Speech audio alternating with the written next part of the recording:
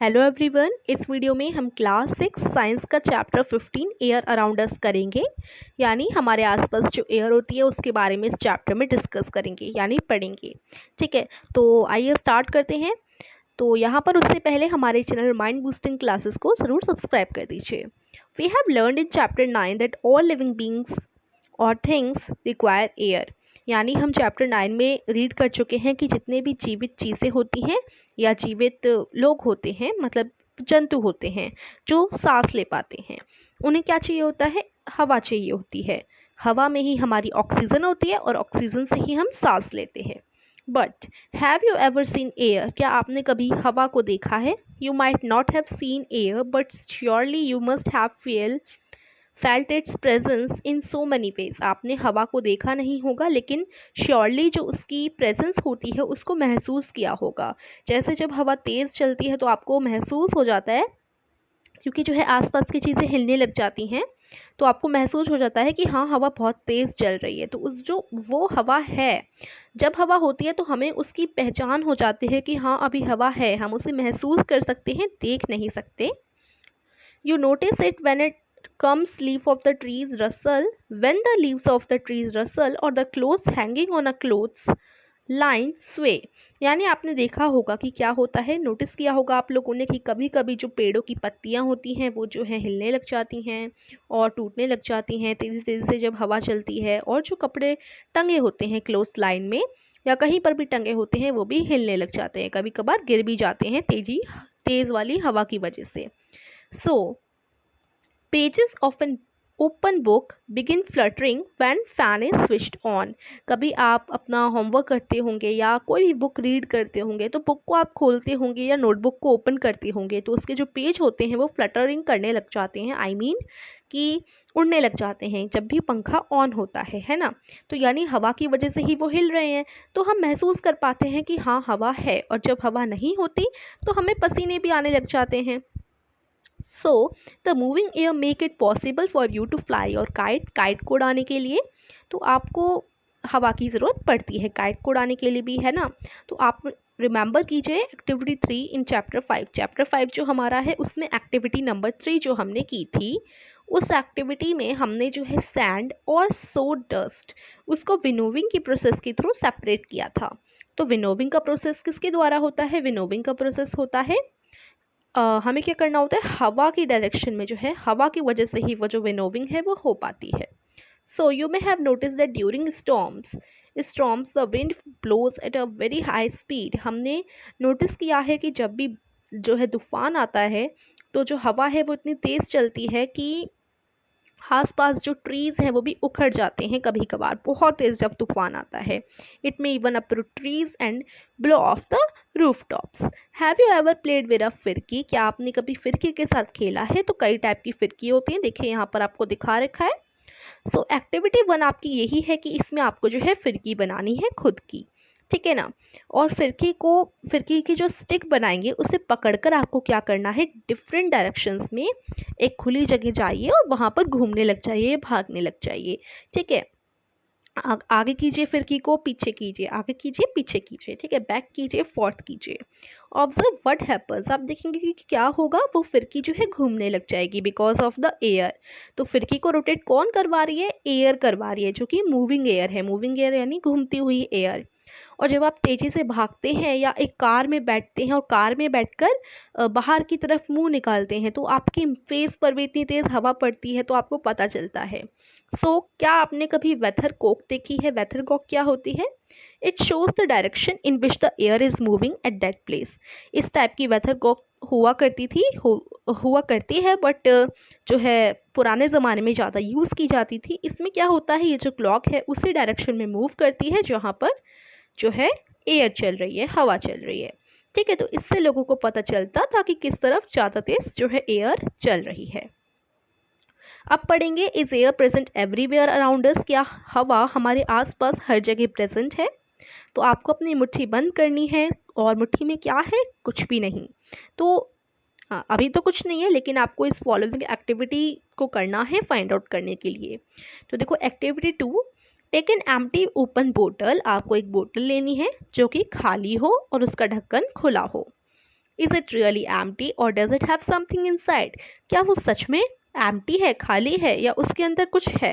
तो अच्छे से चेक कीजिए, उसके अंदर कुछ है नहीं, एम्प्टी होनी चाहिए। जब एम्प्टी हो जाए वो, तब आप सोचेंगे कि वो एम्प्टी है, लेकिन असल में वो एम्प्टी नहीं है, उसके अंदर कुछ ना कुछ तो ज़रूर है। आइए एक्टिविटी में आगे जाकर हम लोग जानते हैं। Turn it upside down, is something inside it now? ऊपर नीचे ऐसे कीजिए अपनी बोतल को, क्या उसके अंदर आपको कुछ मिलेगा? No. So now dip the open mouth of the बोतल into the bucket filled with water. एक बाल्टी लीजिए जिसमें आप पानी भर लीजिए, और जो बोतल आपने ली है उसका ढक्कन तो खुला हुआ है, तो जो खुला हुआ माउथ है बोतल का, उसको आप पानी के अंदर एकदम सीधा घुसा दीजिए, जैसे आपको फिगर 15.4 में इधर शो कर दिखाया गया है। राइट, अब आपको क्या करना है, यहाँ पर ऑब्जर्व द बोतल। बोतल को क्या करना है, आपको ऑब्जर्व करना है। डज वाटर एंटर द बोतल? क्या जो पानी है वो बोतल के अंदर घुस पाएगा? नाउ टिल्ट द बोतल स्लाइटली, नहीं घुस पाएगा, है ना। आपने देखा होगा जैसे ही आप ऐसे सीधी बोतल को डालेंगे तो पानी तो नहीं घुस पाएगा। अब आपको क्या करना है, जो बोतल है उसको थोड़ा सा टेढ़ा कर देना है, ठीक है। Does the water now enter the बोतल? क्या बोतल के अंदर अब पानी घुस पा रहा है? यस, घुस पा रहा है, और आपको बबल्स भी दिख रहे होंगे, बुलबुले भी दिख रहे होंगे पानी के आसपास, और आपको बबली साउंड भी हो सकता है आ रही हो। So can you now guess what was in the बोतल? तो क्या अब आप लोग बता सकते हैं कि बोतल के अंदर क्या है? Yes, you are right, it is an air. वो एक हवा है, ठीक है, वो हवा होती है। That was present in the बोतल, बोतल में वो होती है। तो यहाँ पर क्या था, आगे बढ़ते हैं, आपको समझ आएगा, देखते हैं। द बोतल was not empty at all. जो बोतल थी वो पूरी तरीके से खाली नहीं थी, इनफैक्ट वो पूरी हवा से भरी हुई थी। जब आप ऊपर नीचे कर रहे थे तब भी वो इनफैक्ट पूरी हवा से भरी हुई थी, बट हवा जो है वो उसके अंदर थी, आपको फील नहीं हो रहा था, पता नहीं चल रहा था। This is why you notice that water does not enter the bottle when it is pushed in an inverted position, as there was no space for air to escape. अब यहाँ पर क्या है, जैसे देखो आपकी ये बोतल है, बोतल को आपने क्या कहाँ डाला, पानी में डाल दिया, एकदम सीधा डाल दिया। अब ये जो बोतल है वो पानी अपने अंदर क्यों नहीं डाल पा रही? देखो जो है बोतल के अंदर है हवा। अब हवा क्या है, हवा जो है बाहर निकलने की कोशिश कर रही है, ठीक है। देखो यहाँ पर लिखा हुआ है, लेट मी, देखो यहाँ पर देखिए, water does not enter the बोतल। बोतल के अंदर पानी नहीं जा पा रहा, क्योंकि जो बोतल है उसको हम एकदम सीधी पोजीशन में डाल रहे हैं, ठीक है। तो एयर के पास कोई जगह ही नहीं है बाहर जाने की, ठीक है। और जब बोतल टिल्टेड हुई तो पानी जो है अंदर आ गया, क्योंकि जो एयर है उसे जगह मिल गई, ठीक है। Air was able to come out in the form of bubbles and water filled up empty space that the air has occupied, ठीक है। अब यहाँ पर क्या है, देखो यहाँ पर फिर बताती हूँ मैं। यहाँ पर सीधे हमने बोतल डाल दी, अब बोतल की जो हवा है वो आसपास से निकलने की कोशिश कर रही है, बट वो निकल नहीं पा रही है, तो पानी भी अंदर नहीं आ पा रहा है। अब यहाँ पर क्या हो गया, यहाँ पर जो है जो हवा है हमने क्या कर दिया, बोतल को थोड़ा टेढ़ा कर दिया। अब साइड में से थोड़ी सी जगह बच गई, तो एयर को बाहर आने की जो है जगह मिल गई। अब जो एयर है यहाँ से निकल कर जो है बाहर आ जाएगी, ओके, और जो पानी है वो भी अंदर आ जाएगा। अभी भी देखो पूरी तरीके से उसे जगह नहीं मिली है बाहर आने की, इसलिए यहाँ पर आपको जो है बुलबुले दिखाई देंगे आसपास, क्योंकि वो बुलबुले के तौर पर जो है बाहर आने की कोशिश कर रही है, ठीक है ना। अब आगे बढ़ते हैं, आगे आपका क्या है, सो नाउ यहाँ पर and field up empty space that the air has occupied, यहाँ तक हमने पढ़ लिया था। This activity shows that air occupies space. इस एक्टिविटी से पता चलता है कि जो हवा है वो जगह को घेरती है। It fills all the space in the बोतल। बोतल के अंदर जितनी भी स्पेस थी वो सारी हवा ने घेर रखी थी। It is present everywhere around us बोतल, सॉरी, जो एयर है वो हमारे आसपास पाई जाती है। एयर जो है, हवा जो है वो हमारे आसपास हर जगह है, but we can't see it, हम इसे देख नहीं सकते। एयर का कोई कलर नहीं होता and no one can see through it. और एयर के आसपास भी मतलब कोई एयर को देख नहीं सकता। एयर जो है ट्रांसपेरेंट होती है, तभी तो हम एयर के आर पार देख पाते हैं। अब जिस कहीं पर भी आप बैठे हो, जिस रूम में आप बैठे हैं या कहीं पर भी आप बैठे हैं, तो वहाँ पर हर जगह जो है हवा घूम रही है। हवा है इसलिए हम सांस ले पा रहे हैं। अब ये जो हवा है उसको हम देख नहीं सकते, उसके आर पार ज़रूर देख सकते हैं, क्योंकि देखो अगर हवा हवा है, अगर चारों तरफ हवा है फिर भी तो हम देख ही पा रहे हैं ना अपनी आंखों से। इसका मतलब एयर जो है वो ट्रांसपेरेंट है, ठीक है। Our earth is surrounded by a thin layer of air. जो हमारी धरती है वो पतली सी परत से ढकी हुई है, हवा की पतली सी परत है जिससे हमारी धरती जो है ढकी हुई है। This layer extends up to many kilometres above the surface of the earth and it is called atmosphere. ये जो हवा है वो काफ़ी किलोमीटर दूर जा चुकी है। आई मीन देखो, ये जो लेयर है, ये जो पतली परत है हवा की, वो जो हमारी ज़मीन है और जो आसमान है, आसमान से भी ऊपर यानी जो अर्थ है, तो वहाँ पर बहुत ऊपर ऊपर तक जो है हल्की हल्की हवा है। देखो नीचे तो बहुत सारी हवा है, वो ऊपर जाते जाएंगे तो बहुत कम कम कम कम ऐसे हवा होती जाएगी। ठीक है, जो नीचे है उधर तो हवा की क्वांटिटी बहुत है, ऊपर आप जाते जाओगे तो हवा की क्वांटिटी कम होती जाएगी। ठीक है, और हवा जो है वो बहुत ऊपर तक है। ठीक है, चाहे कम मात्रा में हो लेकिन है ज़रूर। तो जो हवा का ये परा होता है उसको हम एटमॉस्फेयर कहते हैं। एटमॉस्फेयर का मतलब जो हवा है उसको हम एटमॉस्फेयर कहेंगे। ठीक है, जितना ऊपर जाएंगे हवा जो है रेयरर होती जाएगी यानी कम होती जाएगी। ठीक है, अब बताइए एटमॉस्फेयर किसको कहते हैं। एटमॉस्फेयर जो धरती के ऊपर ऊपर तक जो हवा फैली हुई है वो हमारी एटमॉस्फेयर है। ओके, अब now can you think mountaineers carry oxygen cylinder with them while climbing high mountains. जो माउंटेनियर्स होते हैं यानी पहाड़ चढ़ने वाले वो होते हैं पहाड़ चढ़ने वाले, वो लोग अपने साथ ऑक्सीजन सिलेंडर क्यों लेकर जाते हैं। देखो आपने देखा होगा पीछे उनका ऑक्सीजन सिलेंडर लगा होता है, क्योंकि जैसे जैसे वो ऊपर जाएंगे जो ऑक्सीजन की मात्रा है, क्योंकि हवा भी ऑक्सीजन होती है, हवा नहीं तो ऑक्सीजन नहीं, तो जैसे ऊपर जाएंगे तो ऑक्सीजन की मात्रा कम होती जाएगी, सांस लेने की तकलीफ होती जाएगी और घुटन होती जाएगी। ठीक है ना, तो इसलिए क्या लेकर जाते हैं वो लोग, ऑक्सीजन सिलेंडर लेकर जाते हैं। अब what is air made up of air, किससे बनी होती है, जल्दी से हम लोग पढ़ लेते हैं। यहाँ पर देखो, Until the 18th century, people thought that air was just one substance. 18th century तक लोग बस यही सोचते आ रहे थे कि जो हवा है वो सिर्फ एक चीज़ है, एक ही चीज़ है ओनली। कई सारे एक्सपेरिमेंट्स हुए और एक्सपेरिमेंट जितने भी हुए उन्होंने प्रूव कर दिया कि जो एयर है वो सिर्फ एक नहीं है। एयर क्या है, is a mixture of many gases. Air is a mixture of many gases. This is important कि एयर जो है वो कई सारी गैसेस का मिक्सचर है। अगर आपसे पूछा जाए कि एयर सिर्फ एक है तो आप कहेंगे नहीं, एयर जो है वो कई सारी गैसेस का मिक्सचर है।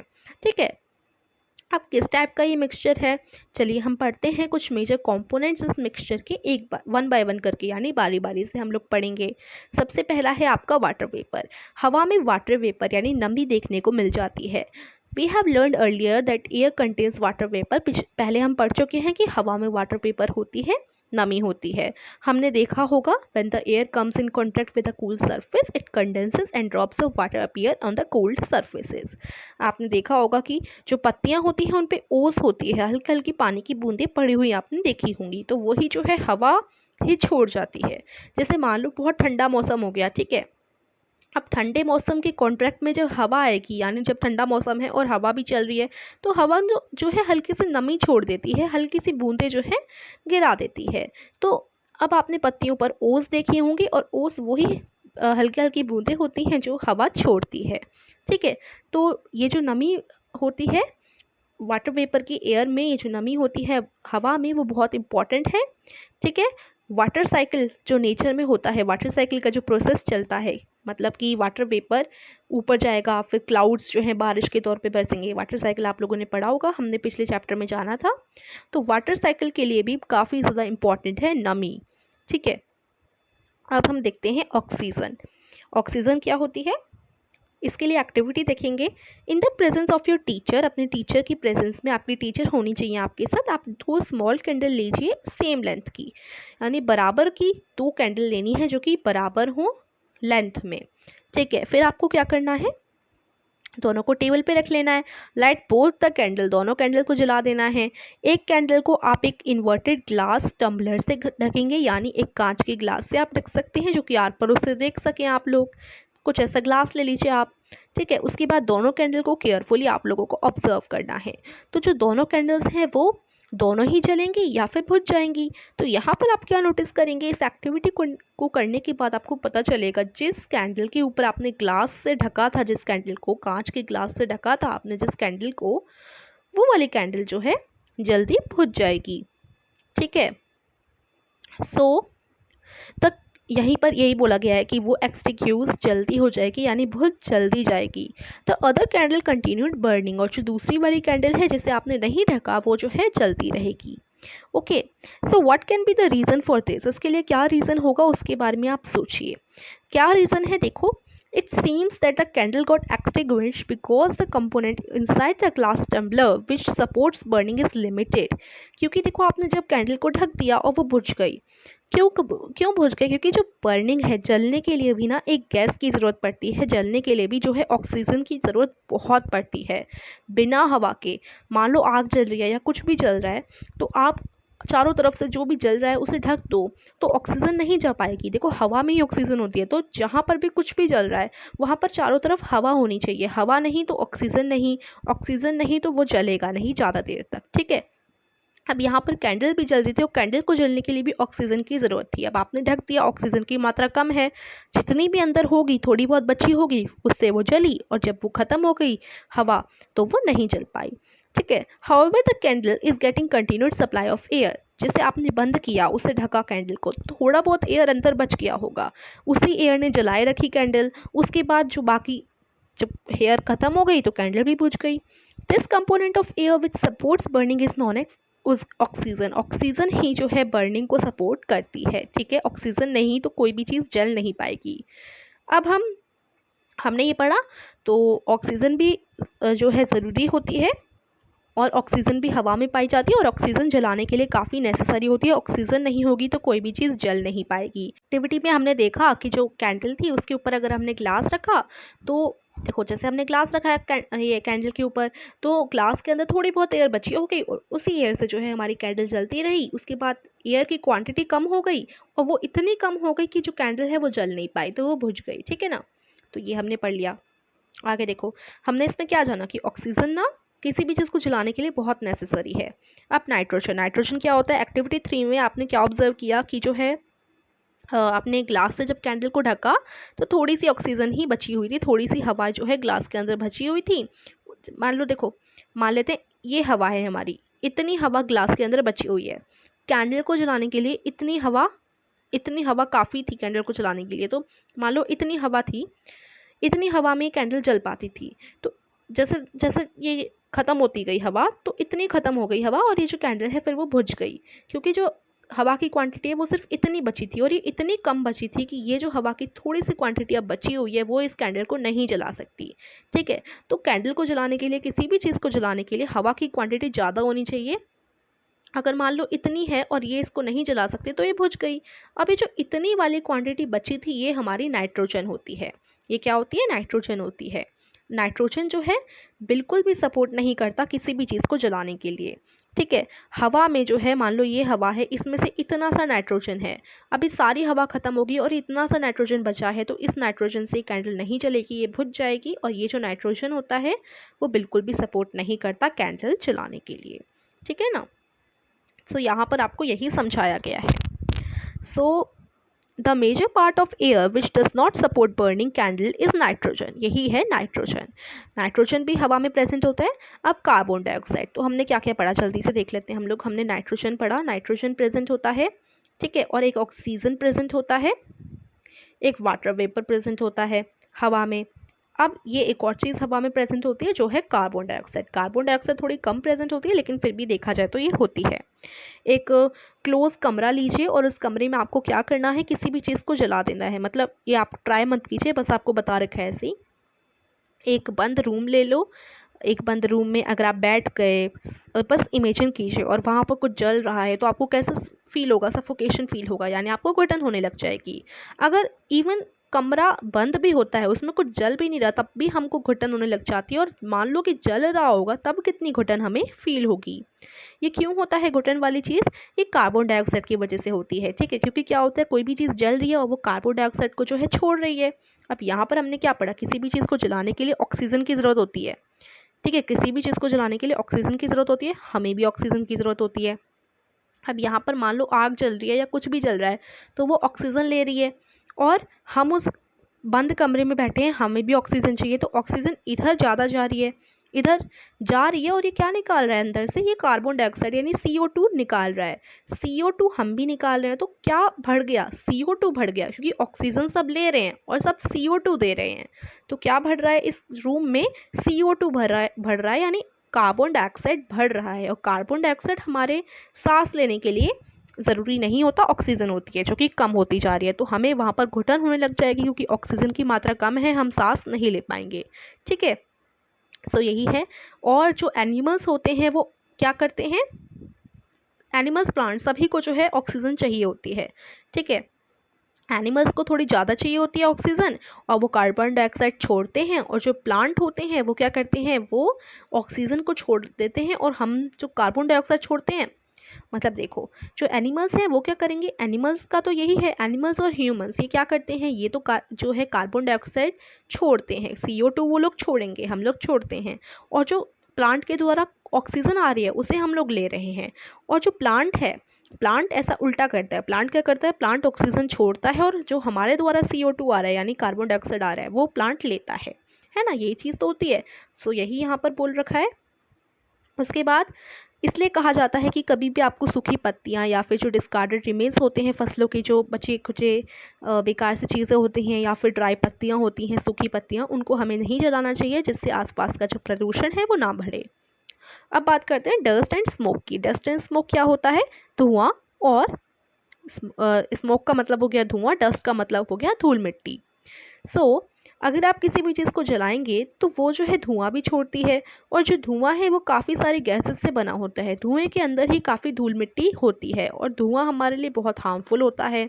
इसलिए आपने देखा होगा कि लंबी लंबी चिमनी लगाई जाती हैं फैक्ट्रीज़ में, जिससे क्या होता है, जो धुआं होता है चिमनीज़ में से आता है, जो चिमनीज़ हैं वो बहुत लंबी होती हैं, तो जो डायरेक्ट धुआं उनके अंदर से निकलेगा वो आसमान में छोड़ देती हैं, आसमान में तो छोड़ दिया यानी वो हमारे पास नहीं आने देती, ह्यूमंस को तो कोई नुकसान होगा नहीं उससे, लेकिन ये जो धुआं छोड़ा है वो आसमान में छोड़ा है, आसमान में छोड़ा है तो आसमान काला पड़ जाएगा, और जो चिड़िया उड़ रही हैं आसमान में उन्हें कितना इफेक्ट करेगा ये तो जो है हम सोचते नहीं है। So this is very bad कि हमें ये जो है नहीं करना चाहिए, क्योंकि देखो बर्ड्स को भी वो काफ़ी ज़्यादा इफेक्ट्स होगा। ठीक है, so dust particles are always present in air. हवा में हमेशा डस्ट पार्टिकल्स आपको देखने को मिल जाते हैं, धुआं और मिट्टी ये हवा में प्रेजेंट होते हैं। तो हवा में क्या क्या प्रेजेंट हुआ, धुआं, मिट्टी हो गई, और एक ये आपकी कार्बन डाइऑक्साइड हो गई, ऑक्सीजन हो गई, नाइट्रोजन हो गया, और वाटर वेपर हो गई। ठीक है ना, अभी तक हमने ये जाना, आगे चलते हैं। एक्टिविटी देखो, एक्टिविटी में क्या है आपका, यहाँ पर आपको एक गर्मी वाला कमरा लेना है। गर्मी वाला का मतलब है कि जहाँ पर सूरज आ रहा हो, सूरज की किरणें आ रही हों, हल्की हल्की से आते हैं ना, कोई कोई कमरा होता है जो बहुत अच्छा लगता है, उसमें से हल्की हल्की से किरणें आती हैं सूरज की। ठीक है, तो ऐसा कोई खुला सा कमरा लो जिसमें जो है सूरज की किरणें आ रही हों। ठीक है, या तो अपने स्कूल का ले लो या अपने घर का ले लो। फिर वहाँ के जो सारे खिड़की हैं, दरवाजे हैं और जो कर्टेन वगैरह हैं उनको बंद कर दीजिए, यानी कमरे में पूरा जो है अंधेरा आपको कर लेना है इस तरीके से। ठीक है, अब क्या करना है आपको, पूरा अंधेरा हो गया। अब अंधेरा होने के बाद आपको एक जगह जो है खुली रहने देनी है। जैसे मान लो आपका जो ये थोड़ा सा छेद होता है ना ज़्यादातर हर दरवाजे पे, वो खुला छोड़ दिया, या गेट को हल्का सा खुला छोड़ दिया, शट कर दिया, तो हल्का सा जो खुला छोड़ दिया आपने, उधर से जो है हल्की हल्की से जो है किरणें आने लग जाएंगी, है ना। तो अब जो हल्की हल्की सी उस छेद में से किरणें आ रही हैं उनको आपको ऑब्जर्व करना है। ठीक है, तो जैसे आप उसको ऑब्जर्व करेंगे, जो हल्की हल्की सी किरणें आ रही हैं छेद में से, जैसे आप उनको ऑब्जर्व करेंगे तो वो क्या है, उनके अंदर आपको हल्की हल्की सी जो है इस तरीके से दिखाई देंगी, पार्टिकल्स दिखाई देंगे। ठीक है, अब ये पार्टिकल्स क्या हैं, ये जो टाइनी टाइनी से शाइनी पार्टिकल्स हैं ये जो है सनलाइट में घूमते रहते हैं, यानी सूरज की किरणें जो हल्की हल्की से आ रही है उसे आप गौर से देखेंगे तो उसके अंदर थोड़े थोड़े से जो है पार्टिकल्स आपको दिखाई देने लग जाएंगे। ये पार्टिकल्स क्या हैं और ये क्यों हैं, देखो विंटर के समय पर क्या होता है, विंटर के समय पर आपने देखा होगा जो पत्तियां होती हैं पेड़ों की, उनमें से हल्की हल्की छन छन कर धूप आती है, उन धूप के अंदर आप देखेंगे तो हल्के हल्के से पार्टिकल्स आपको देखने को मिल जाते हैं, और ये पार्टिकल्स जो होते हैं आसपास ऐसा लगता है डांस कर रहे हैं। और अगर मान लो आप ये एक्टिविटी नहीं कर पाते हो तो आप क्या कीजिए, देखो अंधेरा वाला कमरा तो आपको लेना ही पड़ेगा इसको देखने के लिए।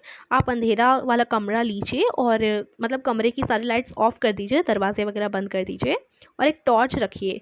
ठीक है, टॉर्च में आप क्या देखेंगे, टॉर्च को मान लो, टॉर्च क्या है, सूरज की किरणें हैं, ठीक है। टॉर्च एक तरीके से सूरज की किरणें हो गई आपकी। अब जो आपने टॉर्च जलाई है उसे ज़मीन पर रख दो, टॉर्च को ज़मीन पर रख दो। टॉर्च की जो किरणें आ रही हैं वो ऊपर की तरफ आनी चाहिए। अब उन किरणों में अगर आप हल्की तरीके से देखेंगे, पूरा देखेंगे उन किरणों में, तो क्या होगा, उन किरणों में भी आपको जो है पार्टिकल्स दिखाई दे जाएंगे, ठीक है। So this shows that air also contains dust particle. और ये जो छोटे छोटे पार्टिकल आपको दिखाई देते हैं ना, वो क्या होते हैं, वो डस्ट के पार्टिकल होते हैं, ठीक है, धूल मिट्टी के पार्टिकल होते हैं। ये हमारे लिए काफ़ी ज़्यादा हानिकारक हैं। अब ये जो डस्ट के पार्टिकल्स होते हैं ये हमारे लिए हानिकारक हैं, तो क्या होता है, हम इनसे कैसे बचते हैं, अब ये पढ़ते हैं। अब ये जो पार्टिकल्स होते हैं ये क्या करते हैं, ये वेरी करते हैं time to time from place to place. यानी ये जो डस्ट के पार्टिकल्स अभी हमने पढ़े कि आप सूरज की किरणों में देखोगे तो हल्के हल्के से पार्टिकल दिखाई देंगे, ये पार्टिकल आपको समय टू समय दिखाई देते रहते हैं और प्लेस टू प्लेस ये हर जगह पाए जाते हैं। अब इनसे हम बचे कैसे, हम ये जानने वाले थे। तो we inhale air when we breathe through our nostrils. तो हम अपनी जो है, हम सांस कैसे लेते हैं, अपनी नाक से लेते हैं।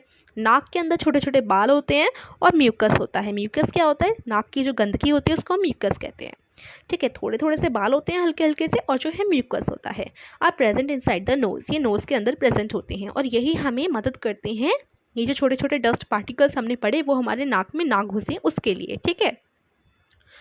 तो यही हमें प्रिवेंट करते हैं इन डस्ट पार्टिकल्स को नोज़ में ना घुसने देने से, रेस्पिरेटरी सिस्टम में ना जाने से, क्योंकि ये डस्ट पार्टिकल्स हमें बहुत ज़्यादा नुकसान देने वाले हैं।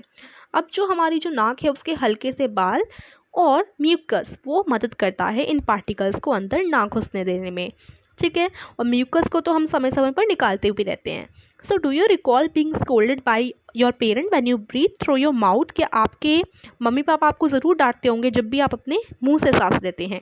क्यों डांटते हैं वो, क्योंकि अगर आप ऐसा करेंगे तो जो आपकी हार्मफुल डस्ट है आसपास जो घूम रही है वो जो है डायरेक्टली एंटर हो जाएगी मुंह से आपकी बॉडी में। लेकिन अगर आप नाक से सांस लेंगे तो म्यूकस और हेयर की वजह से वो अंदर एंटर नहीं हो पाएगी, मुंह से सांस लेने पर वो अंदर एंटर हो पाएगी, है ना। और इससे आपकी बॉडी को काफ़ी ज़्यादा हार्म हो सकता है। तो इसलिए हमेशा आपको नाक से ही सांस लेनी चाहिए। So we may conclude then that air contain some gases. तो हमें पता चल गया कि जो हवा है उसमें कितनी गैसेस होती हैं। वाटर वेपर होता है, नमी होती है, डस्ट पार्टिकल्स होते हैं, और नाइट्रोजन, ऑक्सीजन और थोड़ा सा कार्बन डाइऑक्साइड। इन सभी गैसेस को मिलाकर क्या बनती है, हमारी हवा बनती है। तो देखो क्या क्या हो गए यहाँ पर, देखो हम पढ़ते हैं वाटर वेपर हो गई, नमी हो गई, डस्ट के पार्टिकल्स हो गए, नाइट्रोजन हो गई हमारी, ऑक्सीजन हो गई और कार्बन डाइऑक्साइड हो गया, ठीक है। तो ये इंपॉर्टेंट है कि किन किन गैसेस से हमारी जो है एयर बनती है। तो ये हमने पढ़ लिया। आप जल्दी से आगे बढ़ते हैं। So and many other gases, काफ़ी छोटी छोटी अदर गैसेस होती हैं, हाउएवर ये मेन रहती हैं, ठीक है हमारी, इनको याद करना बहुत इंपॉर्टेंट है। However there may be some variations in the composition of air from place to place. अब थोड़ी बहुत वेरिएशंस हो जाएंगी, जैसे कि लिए 78% नाइट्रोजन होता है और 21% ऑक्सीजन होता है। अब हो सकता है हल्का सा फ़र्क आ जाए, अगर आप रेत वाली जगह पे जाएं तो वहाँ पर थोड़ा हल्का फ़र्क आ जाए, अगर आप ठंडे इलाके पे जाएं तो वहाँ पर हल्का फ़र्क आ जाए ऑक्सीजन की मात्रा में या फिर किसी भी चीज़ की मात्रा में, गैस की मात्रा में, ठीक है। तो ज़रूरी नहीं है एकदम फिक्स है तो फिक्स ही रहेगा हर जगह।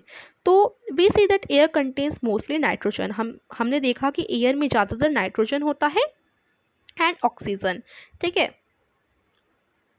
तो यहाँ पर यही बोल रखा है कि नाइट्रोजन हमारी ज़्यादा होती है और ऑक्सीजन हमारी 21% होती है। In fact these two gases together makeup 99% in the air. Oxygen देखो, नाइट्रोजन तो हमारी 78% होगी, ऑक्सीजन हमारी 21% होगी, इन दोनों को ऐड करेंगे तो ये कितना बन जाएगा, 99 बन जाएगा। तो 99% तो नाइट्रोजन और ऑक्सीजन यही होती है हमारी पूरी जो है एटमॉस्फेयर में। नाइट्रोजन ऑक्सीजन यही दोनों हमारी हवा में पाई जाती हैं 99%। बाकी जो 1% बचा वो जो है कार्बन डाइऑक्साइड और जो थोड़ी बहुत छोटी मोटी गैसेस होती हैं उनसे हमारी 1% बनती है, ठीक है, और नमी से।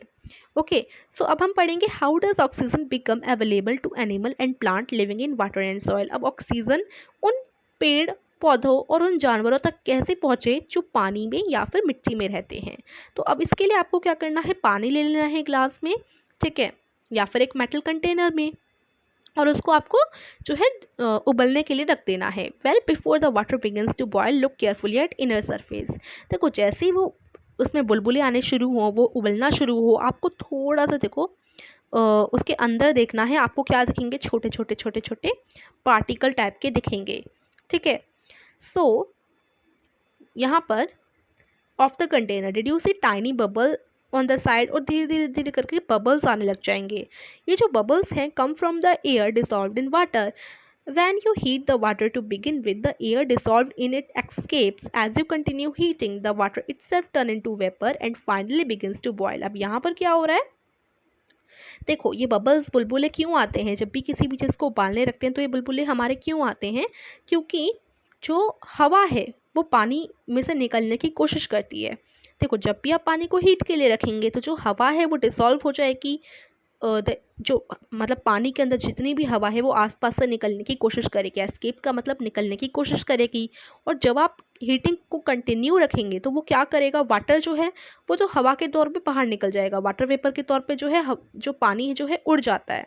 आपको पता है ना, पानी को जब हम उबालेंगे तो वो वाटर वेपर के तौर पे, भाप के तौर पे उड़ जाएगा। और जो हवा है जो बाहर निकलने की कोशिश कर रही है वो बुलबुले टाइप के उसके बन जाएंगे, क्योंकि वो बाहर निकलने की कोशिश कर रही है, अब उसे आसपास जगह नहीं मिल रही तो वो बुलबुले टाइप में निकलने की कोशिश करेगी। ठीक है ना। और we learned in chapter 8 and 9 that the animals living in water use the dissolved oxygen in water। हम चैप्टर 8 और 9 में पढ़ चुके हैं कि जो एनिमल्स पानी में रहते हैं वो क्या करते हैं, ऑक्सीजन का यूज़ करते हैं, पानी की ऑक्सीजन का यूज़ करते हैं। तो organism that live in soil also need oxygen to respire, isn't it. जो ऑर्गेनिज्म मिट्टी में रहते हैं उन्हें भी तो ऑक्सीजन की ज़रूरत पड़ती होगी जीवित रहने के लिए, है ना। So how do they get the air they need for respiration. तो उन्हें सांस लेने के लिए ऐसी हवा मिट्टी में कहाँ से मिलती है, ऑक्सीजन मिट्टी में उन्हें कहाँ से मिल जाती है। इसके लिए एक एक्टिविटी देखेंगे। आपको क्या करना है, lump of dry soil in a beaker और अ ग्लास। जो सूखी मिट्टी होती है उसे आप एक बीकर या फिर एक ग्लास में ले लीजिए और उस सूखी मिट्टी में आपको पानी मिला देना है। तो क्या होगा, वहाँ पर भी बुलबुले जो हैं आने शुरू हो जाएंगे। These bubble indicate the presence of air in the soil. और यही बबल जो है इंडिकेट करेंगे कि जो मिट्टी है उसमें पानी हवा है ना। क्योंकि अगर हवा है और आप उसमें पानी डाल रहे हैं, ये मिट्टी है इसमें आप लोग पानी डाल रहे हैं, अब जो पानी आ रहा है और बुलबुले हो रहे हैं, यानी जो हवा है वो निकलने की कोशिश कर रही है, इससे तो आपके बुलबुले बन रहे हैं, है ना।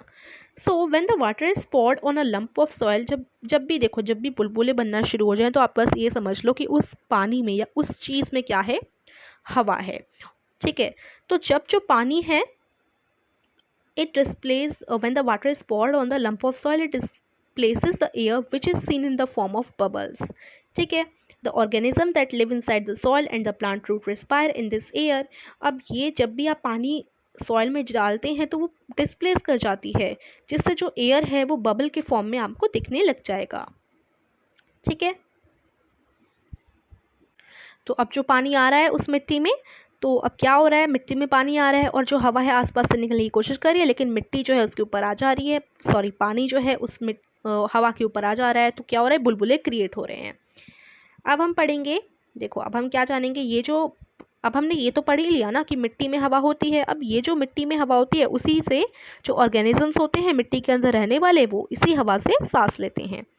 अब नेक्स्ट देखो, यहाँ पर बुरोज और होल्स बनाकर रह लेते हैं कुछ डीप सॉइल में by the animals living in the soil. आपने देखा होगा कुछ जानवर जो मिट्टी में रहते हैं वो क्या बना लेते हैं, लंबे लंबे गड्ढे बना लेते हैं, अंदर अंदर तक गहरे गहरे जो है गड्ढे और होल बनाकर वो लोग रहते हैं। और ये जो बोरोज होते हैं वो स्पेसेस प्रोवाइड करते हैं एयर को आने के लिए। जैसे देखो ये लंबा सा गड्ढा बना लिया किसी जानवर ने, ठीक है, अब यहाँ से क्या है, हवा आसानी से आएगी, ठीक है, और अंदर तक आ जाएगी और बाहर भी निकल पाएगी।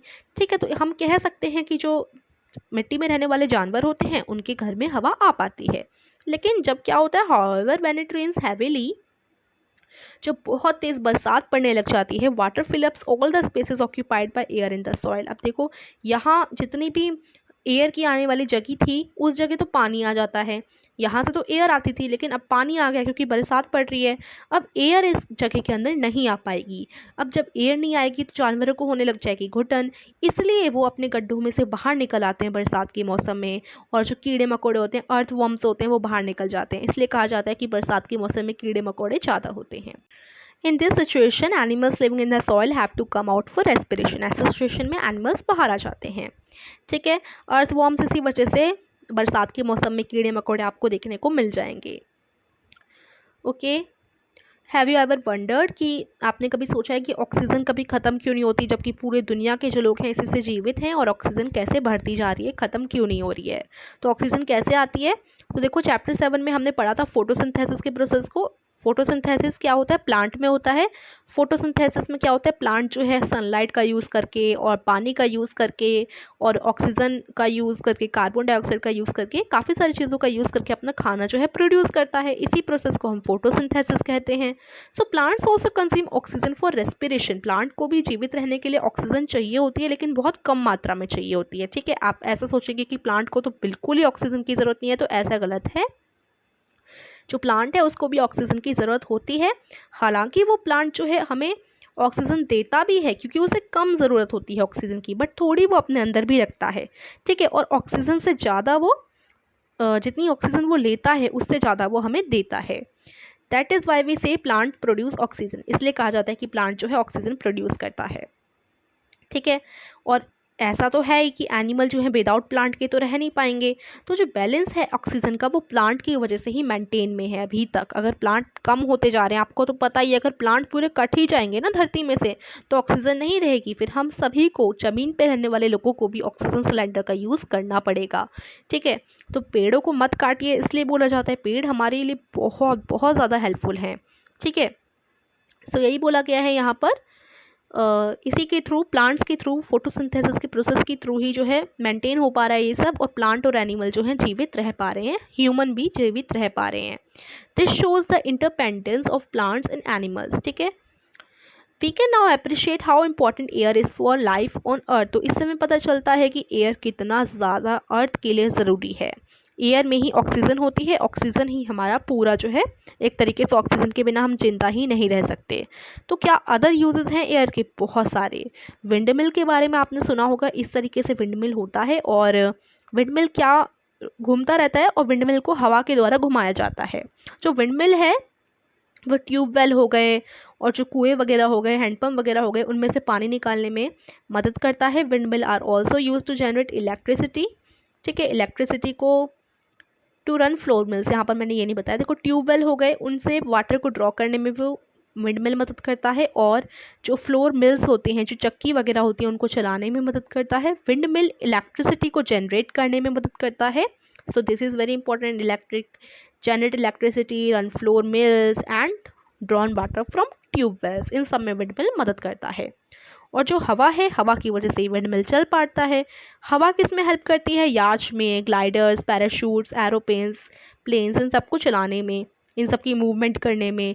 चिड़ियों और बैट्स हो गए, इंसेक्ट हो गए, ये सब उड़ पाते हैं किसकी वजह से? हवा की वजह से। हवा जो है सीड्स को इधर उधर डिस्पर्सल करने में मदद करती है, सीड्स इधर उधर फैल जाते हैं हवा की वजह से। And pollen of flowers of several plant. Air plays an important role in water cycle. हमारे जो नेचुरल वाटर साइकिल चलता है उसमें भी हवा का बहुत ज़्यादा महत्वपूर्णता है। तो ये आपका इंपॉर्टेंट है कि किस किस चीज़ में हवा हमारी मदद करती है।